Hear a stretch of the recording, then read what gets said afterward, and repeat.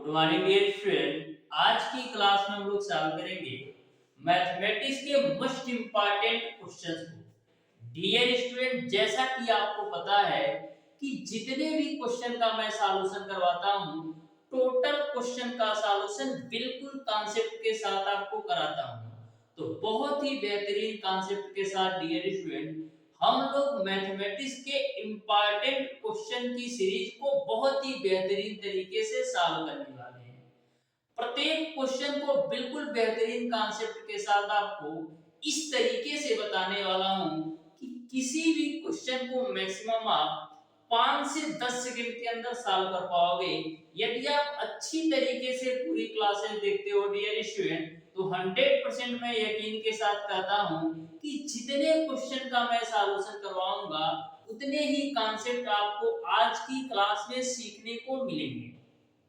और प्रत्येक क्वेश्चन ऐसे क्वेश्चन रहने वाले हैं डियर स्टूडेंट, जो आपके पॉलिटेक्निक अथवा आईईआरटी एंट्रेंस एग्जाम में मल्टीपल टाइम पूछे गए क्वेश्चंस होंगे। तो बिल्कुल ध्यान से प्रत्येक क्वेश्चन के कॉन्सेप्ट को आप समझिएगा। बहुत ही बेहतरीन तरीके से प्रॉपर वे में मैं आपको सभी क्वेश्चन का सॉल्यूशन करवाने वाला हूं। हमारी आपसे रिक्वेस्ट है डियर स्टूडेंट, जो भी स्टूडेंट अभी तक हमारे चैनल ओडी स्टडी पॉइंट को सब्सक्राइब नहीं किए हैं, सब्सक्राइब जरूर कर लेना डियर स्टूडेंट, क्योंकि ओडी स्टडी पॉइंट एकमात्र ऐसा चैनल है जहां पर आपको पॉलिटेक्निक अथवा आईईआरटी एंट्रेंस एग्जाम की बिल्कुल फ्री ऑफ कॉस्ट कंप्लीट तैयारी करवाई जाती है। जिस तरीके से डियर स्टूडेंट मैं आपको मैथमेटिक्स, फिजिक्स और केमिस्ट्री का कंटेंट देता हूं, जिस तरीके से मैं आपको मैथमेटिक्स, फिजिक्स और केमिस्ट्री का कॉन्सेप्ट समझाता हूं, इस तरीके का कॉन्सेप्ट आप किसी भी पेड कोर्स में देख लीजिए नहीं मिलेगा। बहुत ही बेहतरीन और सरल भाषा में मैं आपको प्रत्येक चैप्टर के कॉन्सेप्ट या कोई सा भी क्वेश्चन हो बहुत ही बेहतरीन तरीके से प्रॉपर वे में मैं आपको समझाता हूं। तो डियर स्टूडेंट, स्टार्ट करेंगे आज की क्लास को। प्रत्येक क्वेश्चन को बिल्कुल ध्यान से समझिएगा। बहुत ही बेहतरीन तरीके से प्रत्येक क्वेश्चन का सॉल्यूशन करवाने वाला हूं। तो डियर स्टूडेंट, क्वेश्चन नंबर 1 आपके सामने है, ध्यान से समझिएगा। इस क्वेश्चन को कैसे सॉल्व करना है। दे रखा है कि यदि tan थीटा बराबर आपका 4 हो। क्वेश्चन नंबर 1 में आपको दे रखा है कि यदि tan थीटा बराबर आपका 4 हो, तो आपको बताना है कि 4 cos theta plus 2 sin theta, 4 cos theta plus 2 sin theta divided by 2 sin theta minus cos theta का मान बता दो। 2 sin theta minus cos theta का मान बता दो। तो कभी भी यदि आपका इस तरीके से क्वेश्चन पूछा जाए तो बिल्कुल सिंपल भाषा में आप सॉल्व कर सकते हो। आपको पता है कि tan थीटा बराबर क्या होता है। tan थीटा बराबर होता है आपका डियर स्टूडेंट sin थीटा बट्टे का cos थीटा। यहाँ पर 4 है तो 4/1 के रूप में भी लिख सकते हैं, क्योंकि 4 दिया है, इसके नीचे यदि हम 1 लिख देंगे तो कोई फर्क नहीं पड़ेगा। तो यहाँ से आपको एक चीज देखने को मिला होगा कि sin थीटा की वैल्यू आपने निकाल लिया 4 और cos थीटा की वैल्यू आपने निकाल लिया 1। अब sin थीटा और cos थीटा की वैल्यू आप यहाँ पर रख दो, तो 4 गुणे cos थीटा की वैल्यू आपका 1 प्लस का 2 गुणे sin थीटा की वैल्यू आपका 4 डिवाइडेड बाय 2 गुणे sin थीटा की वैल्यू आपका है 4 माइनस का cos थीटा की वैल्यू आपका 1 है। तो 4 दूना 8 और 4 कितना हो जाएगा 12 बट्टे का 4 दूना 8 में से 1 जा 7, यानी कि 12/7 जो है आपका क्वेश्चन नंबर 1 का राइट आंसर हो जाएगा। तो देख सकते हैं कितना सिंपल सा क्वेश्चन था। बहुत ही बेहतरीन तरीके से प्रॉपर वे में मैंने आपको बताया, आपको अच्छी तरीके से समझ में आ गया होगा। तो कभी भी आपसे यदि ऐसा क्वेश्चन पूछा जाए तो इस तरीके से सॉल्व कीजिएगा, विदिन आप 5 से 10 सेकंड में सॉल्व कर पाओगे। बढ़ते हैं डियर स्टूडेंट क्वेश्चन नंबर 2 की तरफ। तो क्वेश्चन नंबर 1 का जो राइट आंसर आपका रहने वाला है वो आपका ऑप्शन नंबर ए हो जाएगा। तो क्वेश्चन नंबर 2 आपके सामने है, ध्यान से इस क्वेश्चन को समझिएगा कि कैसे सॉल्व करना है डियर स्टूडेंट क्वेश्चन नंबर 2 को। बहुत ही बेहतरीन तरीके से इस क्वेश्चन को भी मैं बताने वाला हूं। तो देखो क्वेश्चन नंबर 2 आपसे पूछा है, यदि एक समबाहु त्रिभुज का क्षेत्रफल 25 कड़ी में 3 सेंटीमीटर स्क्वायर है तो त्रिभुज के प्रत्येक भुजा की लंबाई बताओ। तो सबसे पहले क्वेश्चन नंबर 2 को सॉल्व करने के लिए आपको पता होना चाहिए कि समबाहु त्रिभुज का क्षेत्रफल क्या होता है। तो डियर स्टूडेंट, समबाहु त्रिभुज का आपका क्षेत्रफल होता है कड़ी में 3/4 इंटू भुजा का स्क्वायर। ये आपका समबाहु त्रिभुज का क्षेत्रफल का फार्मूला होता है। अब समबाहु त्रिभुज के क्षेत्रफल की वैल्यू दे रखा है 25 कड़ी में 3, तो ये मैंने रख दिया 25 कड़ी में 3, कड़ी में 3 से कड़ी में 3 कैंसिल, तो यहां से आप a स्क्वायर की वैल्यू निकालोगे तो 100 आ जाएगा।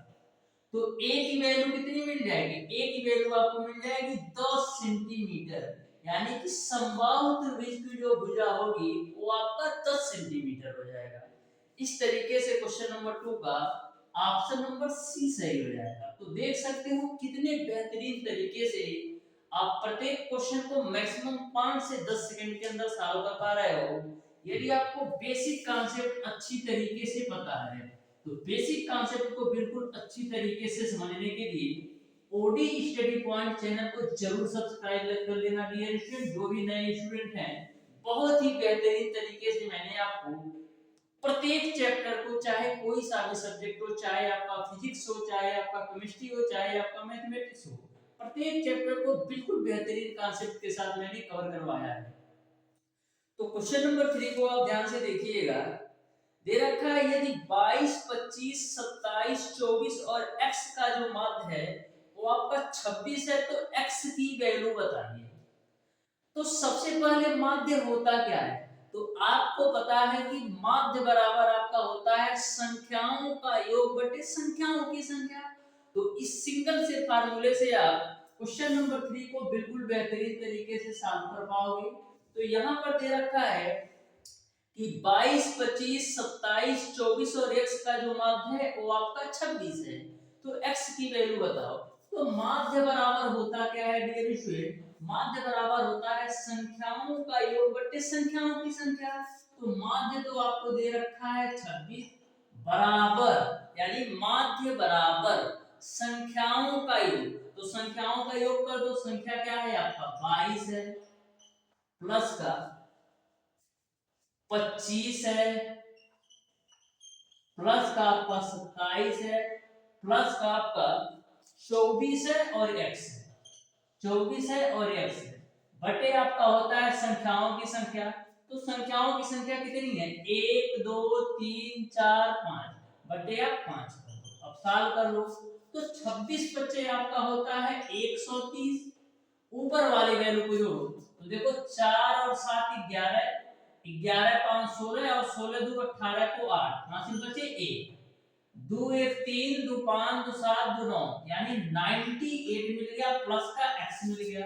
यहां से x की वैल्यू निकालोगे तो आपको मिल जाएगा 32, यानी x का जो मान होगा वो आपका 32 हो जाएगा। इस तरीके से क्वेश्चन नंबर 3 का ऑप्शन नंबर बी सही हो जाएगा। तो देख सकते हैं आप कितने बेहतरीन तरीके से सारे क्वेश्चन को सॉल्व कर पा रहे हो। बढ़ते हैं डियर स्टूडेंट नेक्स्ट क्वेश्चन पर। बहुत ही बेहतरीन क्वेश्चन आपका ये भी है। तो क्वेश्चन नंबर 4 आपके सामने है, ध्यान से समझिएगा डियर स्टूडेंट कि क्वेश्चन नंबर 4 को कैसे सॉल्व करना है। तो क्वेश्चन नंबर 4 आपका इस प्रकार से है डियर स्टूडेंट, बोला है यदि एक वृत्त की जो परिधि है वो आपका 88/7 सेंटीमीटर है तो उस वर्ग का परिमाप ज्ञात कीजिए जिसकी प्रत्येक भुजा की लंबाई दिए गए वृत्त की त्रिज्या के बराबर है। यानी क्वेश्चन नंबर 4 को आप ध्यान से समझिएगा। बोला है एक वृत्त की जो परिधि है वो आपका 88/7 सेंटीमीटर है, तो उस वर्ग का परिमाप आपको ज्ञात करना है जिसकी प्रत्येक भुजा की लंबाई, यानी कि वर्ग की जो प्रत्येक भुजा की लंबाई है वृत्त की त्रिज्या के बराबर है। तो बिल्कुल सिंपल क्वेश्चन है, ध्यान से देखिएगा। वृत्त की परिधि दे रखा है आपको 88/7, तो वृत्त की परिधि बराबर क्या होता है, वृत्त की परिधि आपका होता है 2 पाई r, इसकी वैल्यू दे रखा है 88/7, तो 2 पाई की वैल्यू रख दो बाबू 22/7 इंटू आर बराबर आपका 88/7, 7 से 7 कैंसिल काट दो, 22 चौका आपका होता है 88, और 2 से काटोगे 4 को तो 2 बार में कटेगा, यानी r की वैल्यू आपने निकाल लिया 2 सेंटीमीटर, यानी कि जो वृत्त की त्रिज्या है वो आपका 2 सेंटीमीटर हो गई। अब क्वेश्चन में बोला गया है कि जो आपका वर्ग की प्रत्येक भुजा है वृत्त की त्रिज्या के बराबर है, यानी कि जितना वृत्त की त्रिज्या है उतना ही आपके वर्ग की भुजा है, तो वर्ग की भुजा कितनी हो जाएगी 2 सेंटीमीटर, क्योंकि वृत्त की त्रिज्या के बराबर ही आपका वर्ग की भुजा है। अब वर्ग का परिमाप निकालना है, तो वर्ग का परिमाप क्या होता है 4 इंटू का a, यानी कि 4 इंटू का भुजा, तो 4 गुणे भुजा की वैल्यू आपका 2 है, तो 4 गुना 8 सेंटीमीटर हो जाएगा, यानी वर्ग का जो परिमाप होगा वो आपका 8 सेंटीमीटर हो जाएगा। इस तरीके से क्वेश्चन नंबर 8 का ऑप्शन नंबर ए सही हो जाएगा। तो बहुत ही बेहतरीन तरीके से आपको सारे क्वेश्चन के कॉन्सेप्ट समझ में आ रहे होंगे। बढ़ते हैं डियर स्टूडेंट क्वेश्चन नंबर 5 की तरफ, ध्यान से देखिएगा, बहुत ही बेहतरीन तरीके से सारे क्वेश्चन मैं आपको समझाऊंगा। डियर स्टूडेंट, आप जो भी नए स्टूडेंट है, पुराने को तो सब कुछ पता होगा कि मैं किस तरीके से पढ़ाता हूँ, जो भी नए स्टूडेंट है हमारी आप 2 से 3 क्लासेस लेकर के देखिए, मैथ के या फिजिक्स के या केमिस्ट्री के 2 से 3 क्लासेस लेकर के देखिए, आपको अच्छी तरीके से समझ में आ जाएगा कि मैं किस तरीके से किसी भी सब्जेक्ट के किसी भी चैप्टर को कवर करता हूँ। बिल्कुल आसान भाषा में कॉन्सेप्ट के साथ बताता हूँ, कमजोर से कमजोर स्टूडेंट भी आसानी से मैथ फिजिक्स और केमिस्ट्री को सीख सकता है और आसानी से पॉलिटेक्निक अथवा आईआईटी एंट्रेंस एग्जाम में बेहतर रैंक ला सकता है। तो क्वेश्चन नंबर 5 को ध्यान से देखिएगा, बोला है यदि एक गोले का जो पृष्ठीय क्षेत्रफल है 36 पाई सेंटीमीटर स्क्वायर है, तो गोले का आपको आयतन बताना है। गोले का जो पृष्ठीय क्षेत्रफल दे रखा है 36 पाई सेंटीमीटर स्क्वायर है, तो गोले का आपको आयतन बताना है। तो सबसे पहले डियर स्टूडेंट आपको पता होना चाहिए कि गोले का पृष्ठीय क्षेत्रफल क्या होता है। तो गोले का पृष्ठीय क्षेत्रफल आपका होता है 4 पाई आर स्क्वायर, इसकी वैल्यू दे रखा है 36 पाई, पाई से पाई कैंसिल, 4 से काटो तो 9 बार में कटेगा, यानी आर स्क्वायर की जो वैल्यू है वो आपका 9 सेंटीमीटर स्क्वायर होगा। तो आर की वैल्यू यहां से निकालोगे तो मिल जाएगा आपको 3 सेंटीमीटर, यानी आपने निकाल लिया कि गोले की जो त्रिज्या है वो आपका 3 सेंटीमीटर है। आपको गोले का आयतन निकालना है, गोले का आयतन क्या होता है 4/3 पाई आर क्यूब, तो 4/3 हो गया, पाई को आप पाई ही रख दो, आर की वैल्यू 3, तो 3 का क्यूब करोगे तो मिल जाएगा आपको 27, 3 9 27, तो 9 चौक कितना हो जाएगा 36 पाई, यानी कि जो गोले का आयतन होगा वो आपका 36 पाई सेंटीमीटर क्यूब होगा, क्योंकि आयतन है तो मात्रक सेंटीमीटर क्यूब में आएगा, यानी क्वेश्चन नंबर 5 का ऑप्शन नंबर डी सही हो जाएगा। तो बहुत ही बेहतरीन तरीके से ये भी आपको समझ में आया होगा। बिल्कुल सिंपल और आसान भाषा में प्रत्येक क्वेश्चन का कॉन्सेप्ट बताऊंगा, आप बहुत ही बेहतरीन तरीके से मैक्सिमम 5 से 10 सेकंड के अंदर किसी भी क्वेश्चन को बहुत ही बेहतरीन तरीके से सॉल्व कर पाओगे यदि आप अच्छी तरीके से हमारी प्रत्येक क्लासेस को लेकर जाओगे तो क्वेश्चन नंबर 6 को आप बिल्कुल ध्यान से समझिएगा। बोला है कि 84, 105 और 140 का लघुत्तम समापवर्तक में आप बता दीजिए। 84, 105 और 140 का लघुत्तम समापवर्तक हमें आप बता दीजिए। तो सबसे पहले हम क्या करेंगे, 84, 105 और 140 का लघुत्तम समापवर्तक हमको निकालना है। तो सबसे पहले बड़ी संख्या ले लो, 7 से देखो सारे डिविजिबल है, तो 12 7 84 होता है, 7 कम 7 7 चौके 35 होता है, 7 9 14 0 होगा। फिर आप 5 से काट दो तो ये 12 12 ही रहेगा, 5 3 15 और 5 चौक 20। फिर किससे हम काटेंगे, 4 से देख लेते हैं। तो 4 3 12, ये 3 ही रहेगा, 4 एकम 4, फिर 3 से काट दो, 3 एकम 3, 3 एकम 3, 3 एकम 3। अब आपका एलसीएम निकल गया। इन सारी संख्याओं का आपस में मल्टीप्लाई करा दो, तो देखो कितना होगा, 3 चौक 12, अब 12 25 60, और 60 गुणे 7 करोगे तो 7 छक 42, यानी 420 आएगा। इस तरीके से जो एलसीएम होगा वो आपका 420 हो जाएगा। यानी क्वेश्चन नंबर 6 का dear student option number B सही हो जाएगा। क्वेश्चन नंबर 7 को आप ध्यान से देखिएगा। तो क्वेश्चन नंबर 7 को आप ध्यान से समझिएगा। क्वेश्चन नंबर 7 आपका इस प्रकार से पूछा गया है कि 20 और 50 के बीच सभी अभाज्य संख्याओं का औसत ज्ञात कीजिए। तो सबसे पहले आपको ये पता होना चाहिए कि 20 और 50 के बीच कौन कौन सी अभाज्य संख्याएं होती क्या है। अभाज्य संख्या डियर स्टूडेंट ऐसी संख्याएं होती हैं जो केवल और केवल स्वयं की संख्या से विभाज्य होती है।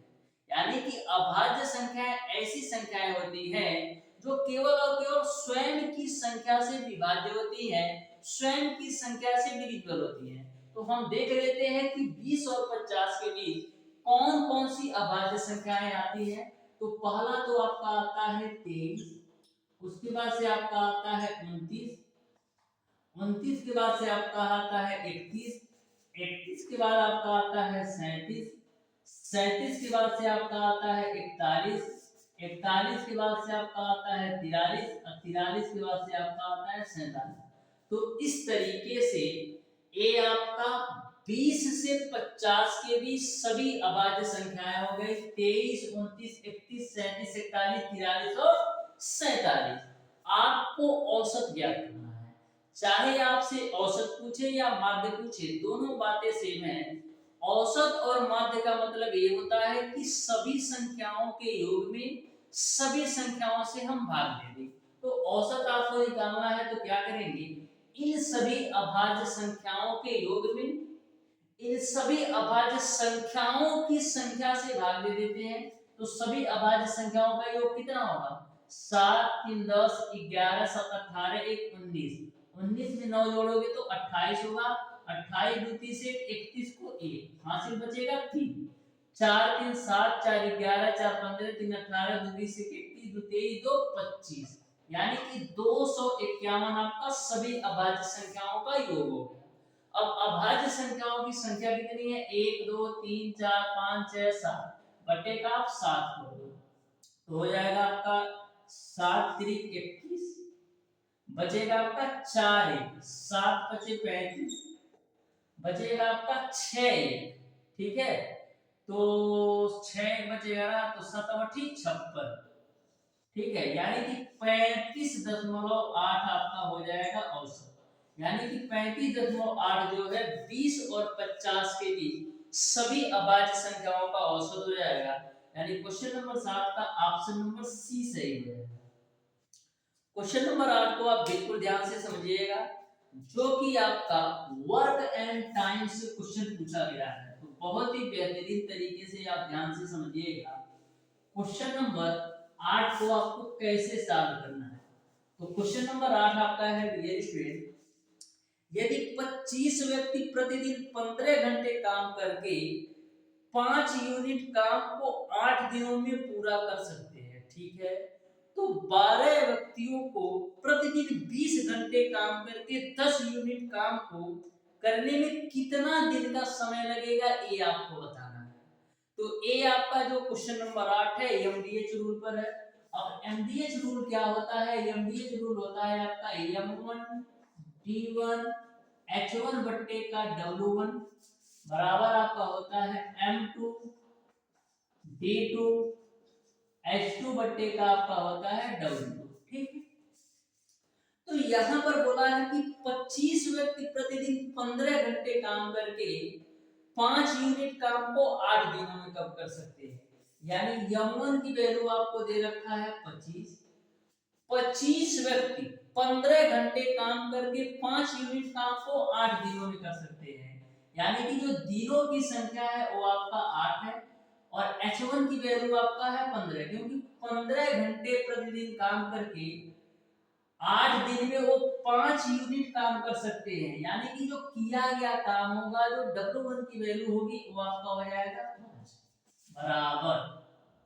बोला है कि यदि 12 व्यक्ति प्रतिदिन 20 घंटे काम करते हैं, यानी M2 की वैल्यू 12 और D2 की वैल्यू आपको निकालना है, 20 घंटे काम करके 10 यूनिट काम को कितने दिनों में करेंगे, यानी W2 की वैल्यू आपको दे रखा है 10। अब इसी को कैलकुलेट कर लो, तो 5 दूना आपका 10 हो जाएगा, 2 छक्का 12 हो जाएगा, ठीक है।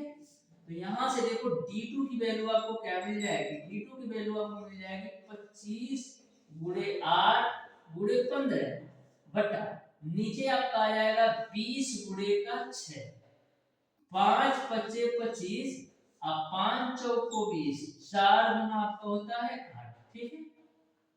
अब देखो 2 से काटेंगे तो 2 3 6 हो जाएगा, 3 पच्चे 15 हो जाएगा, तो D2 की वैल्यू कितना हो जाएगा, 5 पच्चे 25, यानी कि उसी 10 यूनिट काम को यदि 12 व्यक्ति प्रतिदिन 20 घंटे काम करेंगे तो 25 दिन में वो पूरा कर लेंगे, यानी क्वेश्चन नंबर 8 का डियर स्टूडेंट जो राइट आंसर होगा वो आपका ऑप्शन नंबर बी सही हो जाएगा। 25 दिन में 10 यूनिट काम कर लेंगे, कॉज यदि 12 व्यक्ति प्रतिदिन 20 घंटे काम करते हैं तो।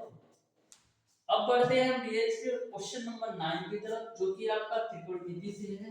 तो ध्यान से समझिएगा क्वेश्चन नंबर 9 को कैसे सॉल्व करना है, बहुत ही बेहतरीन क्वेश्चन ये भी है। आप ध्यान से समझिएगा क्वेश्चन नंबर 9 को किस तरीके से आप डील कर सकते हो।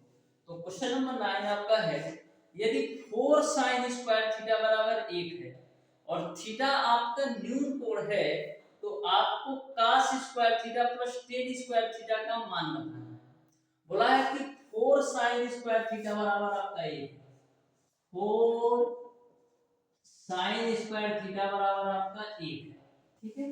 और जो आपका थीटा है एक प्रकार का न्यून कोण है, तो आपको बताना है डियर स्टूडेंट कि cos square theta plus tan square theta की वैल्यू क्या होगी।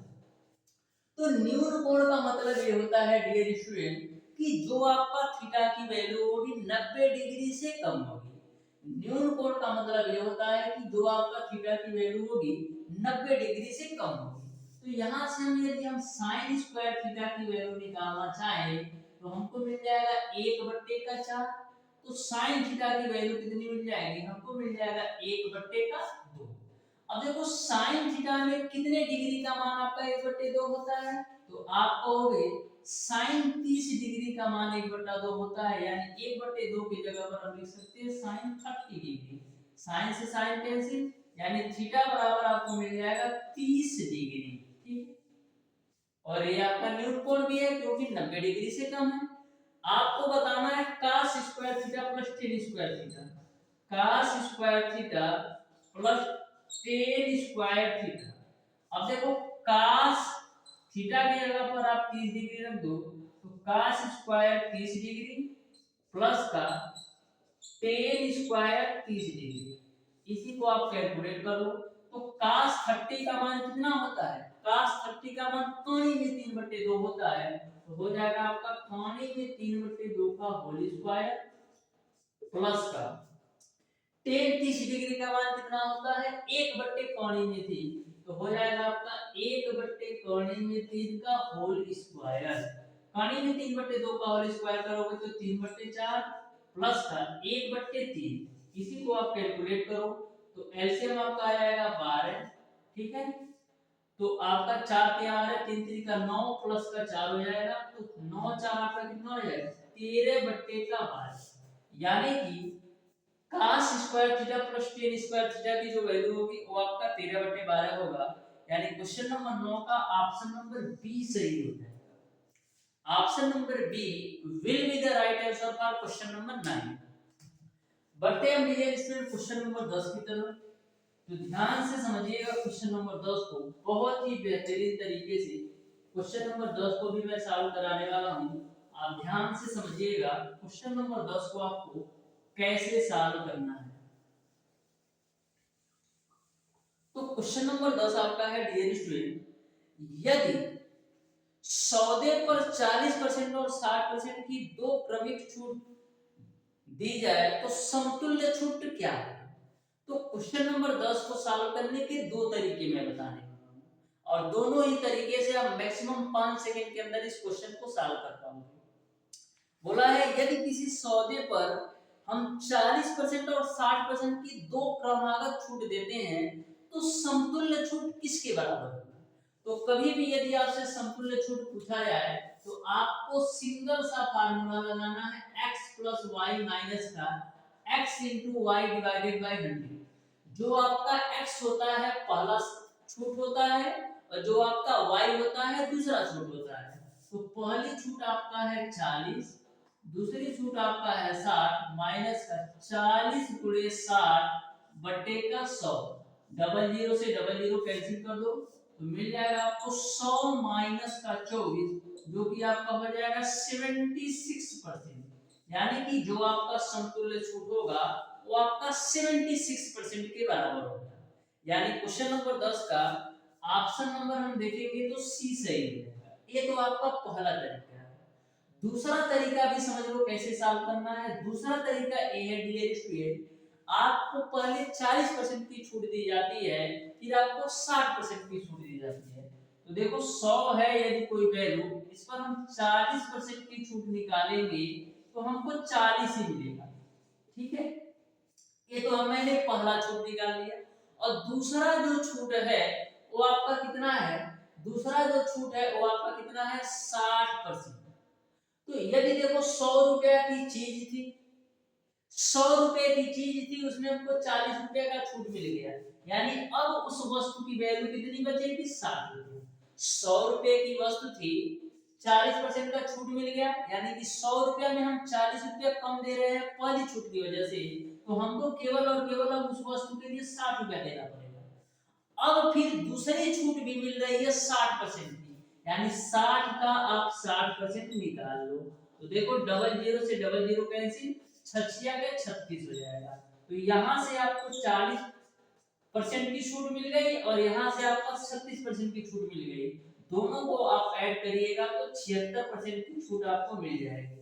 तो दोनों ही तरीके सेम है, आप चाहे इस तरीके से सॉल्व करो चाहे इस तरीके से सॉल्व करो, दोनों ही तरीके से आंसर सेम आएंगे। और समय की बात करें तो दोनों ही तरीके से जो समय है बिल्कुल 5 से 7 सेकंड लगेंगे। तो इस तरीके से डियर स्टूडेंट आज की क्लास में मैंने आपको बताया है मैथमेटिक्स के मोस्ट इंपॉर्टेंट टॉप 10 क्वेश्चन। बहुत ही बेहतरीन तरीके से प्रत्येक क्वेश्चन के कॉन्सेप्ट को मैंने आपको समझाने का प्रयास किया है।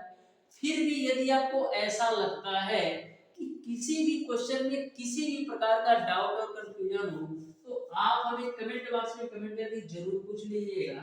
हमारा कांटेक्ट नंबर है डियर स्टूडेंट 76 20 17 53 76।